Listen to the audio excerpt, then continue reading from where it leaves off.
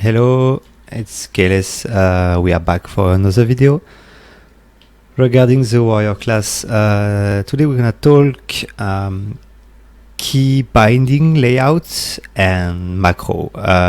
Warrior is a specific class with 3 stances, and you have to swap from one to another because some ability are available only in one stance, or they will be effective only in one stance, for example execute.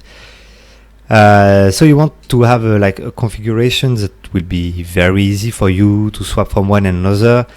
I know some people like to do like F1, 2, 3 to swap from stance or mouse button. Actually, I prefer to target specific key element with the swap of the stance. Let's go through some macro, for example, /macro. I run a few macros. So first off, the most important macro is to have a start attack on most of your ability. If you are using heroic strike, bloodthirst, you can as well. The AoE, you can.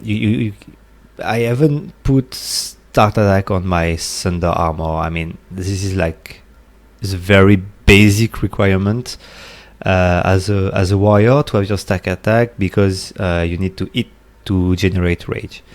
Okay, another macro I'm using, it's actually very useful, is a charge and overpower macro. Okay, so why doing this? It's actually very simple. Charge, you do it only when you are not in combat, and overpower, you are doing it only when you are in combat and when it procs. And for both of them, you need to swap to battle stance. So what I did is a dynamic macro that will be a charge when I'm not in combat, and that will be an overpower when I'm in combat. Even the icon with this show tooltip, nocombat, charge, combat, overpower, will change during the fight when I'm in combat and not in combat. Stop casting is to be sure that you go through, even if you are like casting your Earthstone or anything that you want to charge. Suddenly you change your mind. You don't want to summon your mount, for example. Then you will charge. It will straight cast your casting. Start attack is very useful on charge. How many person that they charge, and then when they reach the destination, only they start attack or do something. We will see later on that you can do a lot of things while you are charging. Like, it's just waste of time. It's a full GCD actually that happen when you charge. It's a full second. It's quite amazing. And as you can see, charge doesn't use a GCD, so you can definitely go for very effectiveness in the charge process. Let's kill this mob, and I will go to another macro,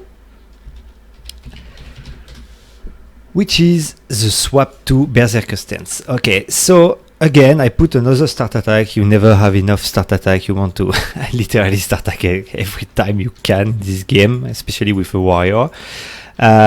So what will happen with this Berserker Stance cast is I have had Berserker Rage. Okay, this is an ability that use a GCD, but you can make it batch with the game, because with your Berserker Stance swap it uses as well. Bloodrage doesn't use a GCD, so it can be cast during the charge. So actually, I'm using something very easy. It's the mouse wheel. Mouse wheel down, I charge. Mouse wheel up, I go for Zerk. Then I do my rotation. So basically, I will charge, and while charging, I'm already in Berserker Stance. When I hit the mob, I have my Bloodrage that have proc after I swap the stance, and I have also my Berserker Rage that will make the mob, which is hitting me, generate more rage. So it's super effective when you are solo farming this kind of macro. Definitely, you maybe don't want to cast the Berserker Rage when you are in the red, so you can have another macro modified without the Berserker Rage, so you don't waste it, especially on fight where you will have some fear, which is like Nef or Onyxia, stuff like that. When it's on GCD, it could be very annoying, even if you don't really charge on Onyxia for phase 3, but never mind.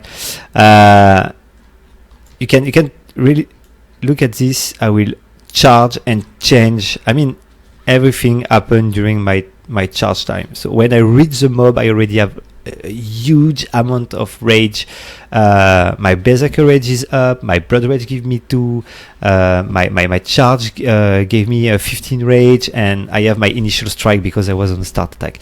Like, this will literally change the fight while you are farming. This is quite huge.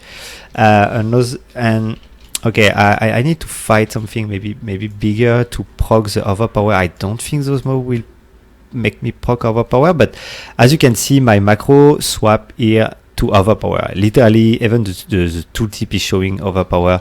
So that means that when I will proc the Overpower, I can just wheel mouse down, and it will put me back in the battle stance and use the Overpower. I feel it's very intuitive to use this macro, because my battle stance is always moose wheel down. So I go moose wheel down for charge, I go moose wheel down during fight when I have an Overpower proc, and that's it. And when I want to go back to battle stance, to do a thunderclap while I'm tanking, I will just do moose wheel down and then use the ability thunderclap to generate a bit more aggro. Also, it's quite defensive ability as it reduces the attack speed of the opponent.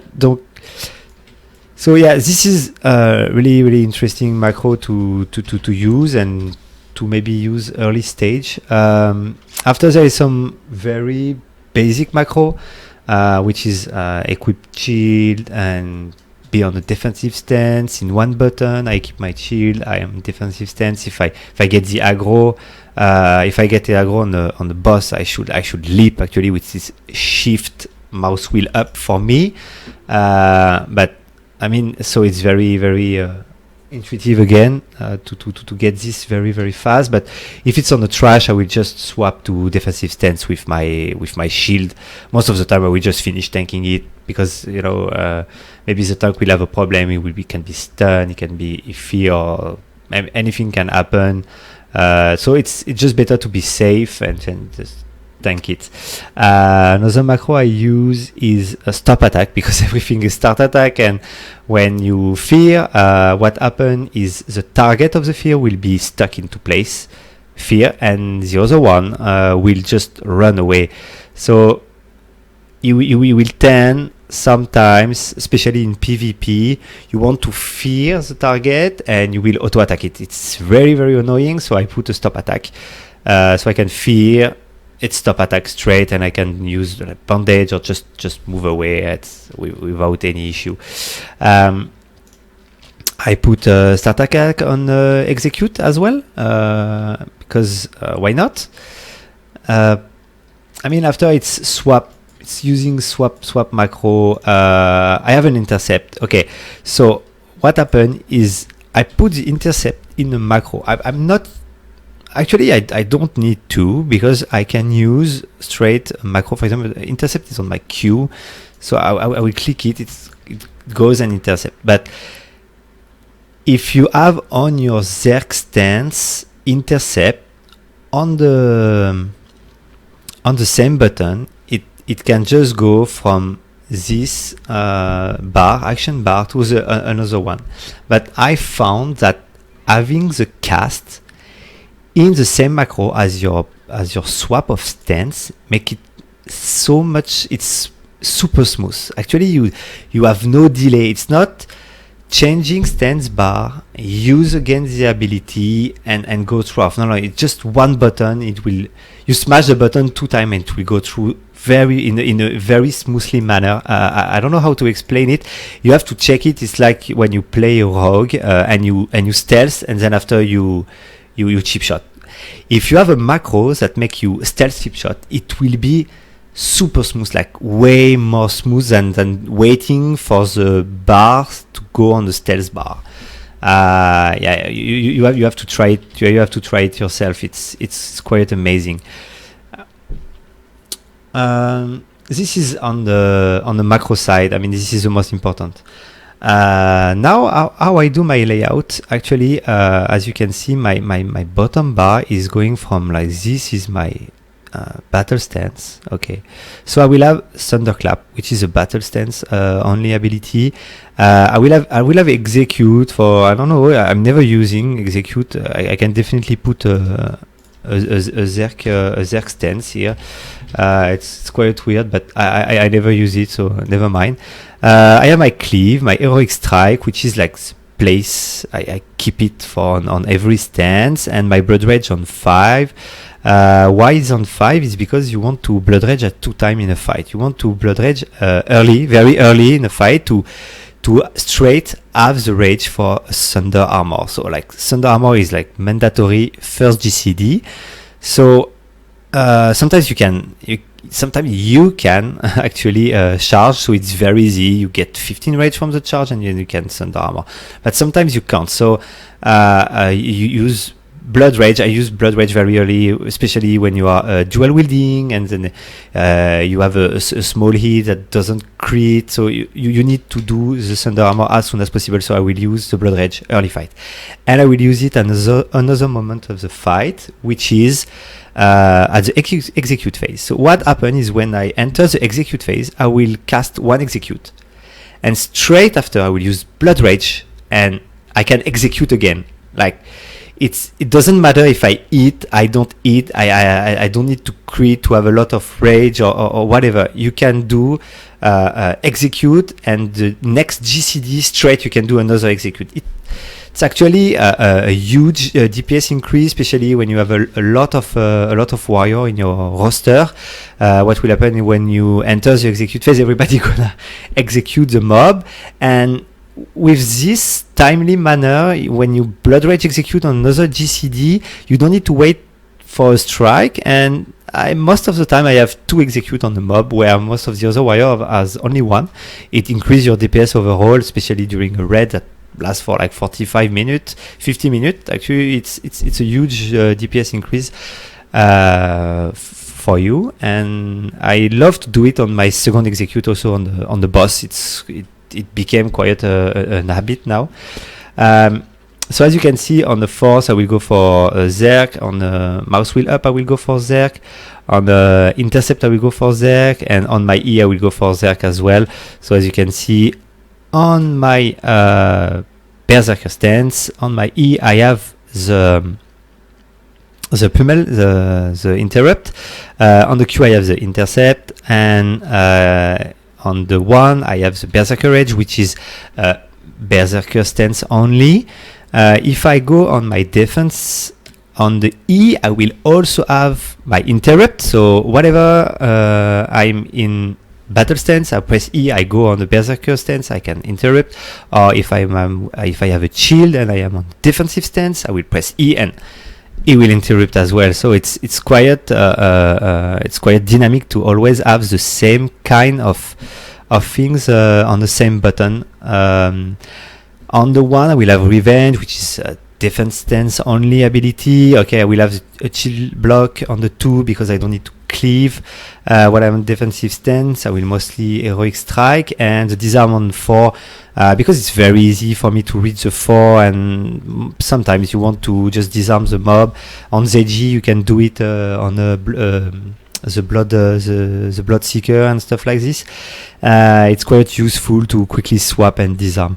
On the R, it will be hamstring. On the battle stance, it will be as well hamstring on Berserker Stance, with the challenging shout and the mocking blow on Shift R, because it's quite effective to do it with your little finger.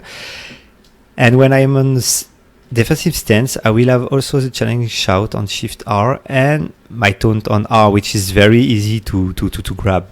The abilities that I can cast on every stance, I will tend to put it on the other bar because I don't need to overwhelm my bar. I have the Fear on the X, I have the Demoralizing Shout on the C, and I have Sunder Armor on the V, which is very accessible with your thumb, for example, especially if you spacebar tab target like me. I'm not tabbing for target. My tab is using for Battle Shout, and my Tidal is using for Shout. I will have all my buff on F1, 2, 3, 4. I have Rend on F5 only for Rogue Duel, which nearly never happen. I use Control 1 for a few transmo and food, and Shift 1, 2, 3, 4 for some other stuff like swapping into different configuration. I have my Perception and my Trinket on 3, and my fishing pole on the 4. I think I made quite a big extension for the macro and how I did my layout. If you have any question, I mean, feel free to put on the comment. I will copy paste every single of my macro on the description below. So feel free to take them, try them, maybe modify them. Let me know if you have any issue with the macro, or if you want to create one. I can maybe help. All right. See you next time.